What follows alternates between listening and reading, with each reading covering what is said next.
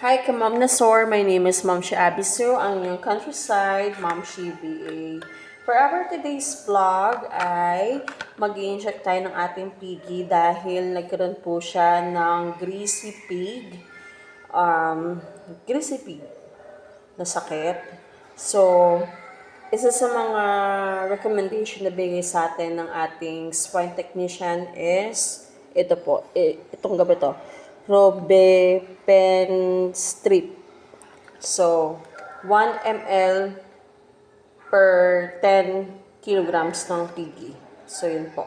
So, actually, pang third or second day na po na i-inject namin to sa kanya sa bandang puwet. So, meron siyang stopper. Okay, kasi hindi po pwedeng ibaon natin completely yung injection kay piggy.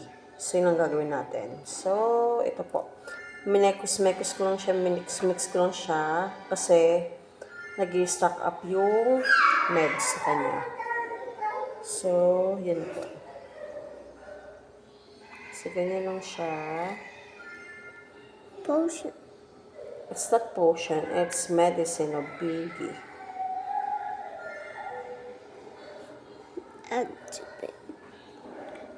Say doctor. So, our recommendation is to take this within 3 days ng piggy. So, ito siya, 1 ml. Ayan po. Ganyan lamang po siya. So, gagamitin natin ng stopper. Circle.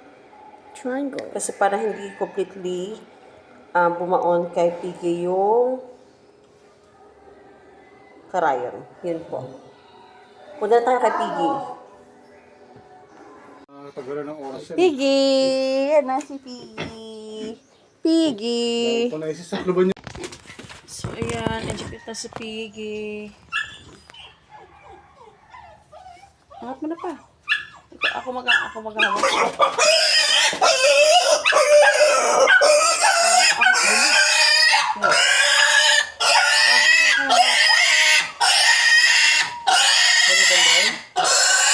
Ito?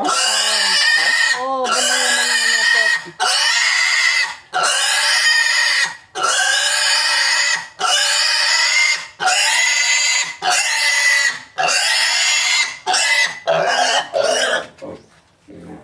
Oh, taling. Pagaling ka na pa. Pero parang umaano, no? Ayun. Ayun, tumatalab naman na siya ng very light. Tapos na, ganun lang pagturok. Yun lamang po.